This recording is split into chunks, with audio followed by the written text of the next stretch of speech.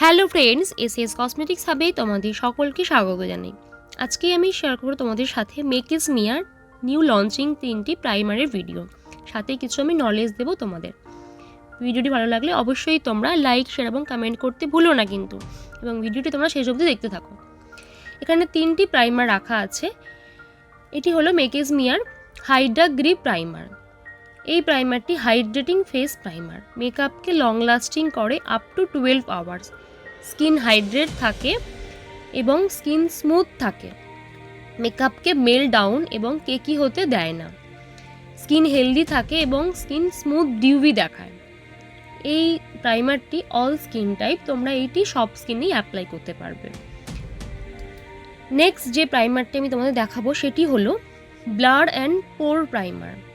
পোর্স এবং fine লাইন্সকে minimise করে, light weight blurring একটি প্রাইমার।